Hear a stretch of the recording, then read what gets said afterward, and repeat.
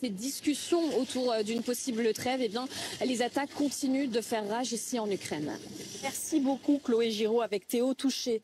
Il y a une des questions aussi qui nous préoccupe, c'est bien évidemment cette question à Koursk. Que se passe-t-il du côté de Koursk? Benjamin Dubois, merci d'être avec nous. D'ailleurs, on va un peu rembobiner le fil pour ceux qui nous rejoignent. Koursk, c'est quoi? Koursk, c'est donc une ville russe qui est située dans l'ouest du pays, dans l'oblast de Koursk. Regardez, on va le voir avec cette carte, tout près de la frontière avec l'Ukraine. Koursk, c'est 450 000 habitants, plus d'1 million d'habitants au total dans toute la région. Et il y a donc cette petite ville de Soudja que Moscou annonce avoir repris. Koursk a été conquise il y a 7 mois, au mois d'août dernier, par les troupes ukrainiennes qui s'étaient alors emparées de plus d'1 millier de kilomètres carrés autour de cette ville de Soudja. C'est la zone que l'on voit ici en bleu. L'objectif était d'en faire une monnaie d'échange pour des négociations ultérieures avec la Russie. 7 mois plus tard, la zone contrôlée par les Ukrainiens autour de Soudja, vous le voyez, a nettement diminué. Ici donc toujours cette zone en bleu. Koursk qui est utilisée par le Kremlin comme une arme de propagande pour justifier une prétendue guerre défensive. Et sur le terrain, Benjamin, c'est un véritable champ de bataille. Oui, saturé par une guerre des drones avec des drapeaux russes, regardez, qui flottent à nouveau sur la ville de Soudja, qui n'est donc qu'à 10 km de la frontière. Et ces derniers jours, eh bien, les forces ukrainiennes ont reculé dans cette zone, pénalisées notamment par la décision américaine le 5 mars dernier de ne plus leur fournir de renseignements militaires. Vladimir Poutine, il s'est rendu sur place il y a quelques jours, c'était mercredi. Il était en treillis ces dernières heures. Donc il a évoqué Koursk ainsi que Donald Trump. On les écoute tous les deux. Premièrement, du point de vue de l'Ukraine, ce n'est pas bon de s'en prendre à quelqu'un de bien plus grand que soi. En ce moment, beaucoup de soldats ukrainiens sont encerclés à Koursk, en grand danger. Et j'ai demandé à la Russie de ne pas les tuer. Ne les tuez pas.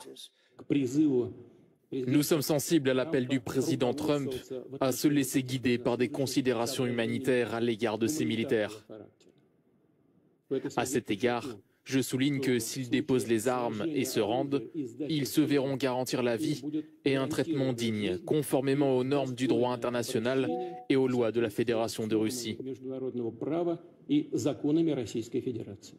Vladimir Poutine qui exclut un tout accord de paix tant qu'une partie de cette région sera encore occupée par l'armée ukrainienne. Merci Benjamin Dubois. Général Pellestrandi, sur cette situation à Koursk, on se dit quoi? Que c'est peut-être même déjà fini, puisque visiblement il restait que cette petite poche de Soudja dont on a parlé cette semaine avec vous. Là, visiblement, on nous dit que Donald Trump avait annoncé que peut-être il y aurait un mouvement de la part de Vladimir Poutine lundi. Tout semble bien s'articuler. Alors, il faut bien souligner que Vladimir Poutine veut à tout prix reconquérir la totalité de ce territoire des... Qu'il n'y ait plus un seul soldat ukrainien voilà, en Russie. Exactement, pour montrer ça comme une victoire majeure. Du côté ukrainien, en fait, ils sont en phase de repli. Alors, le repli peut être toujours très compliqué. Il n'y a pas d'encerclement au sens... c'est pas Stalingrad pour les Ukrainiens. Mais ils vont...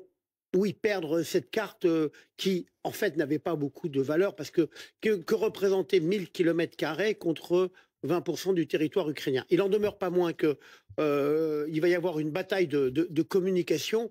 Bon, ce qui est assez étonnant, c'est quand on entend Donald Trump dire que bon, un petit pays, il fallait pas qu'il attaque un grand, mais en fait, c'est l'inverse. C'est bien la Russie qui est l'agresseur. Donc, c'est un repli tactique. Alors, il faudra voir plus tard, s'agit-il d'une défaite pour l'Ukraine? C'est pas un succès, mais c'était humiliant pour la Russie, suffisamment humiliant pour Vladimir Poutine. Voilà, et je crois que c'est ça ce qui est important. Maintenant, il va y avoir bien sûr une bataille de communication et de propagande autour de Koursk. Merci à tous les deux. On aura l'occasion d'y revenir, bien évidemment.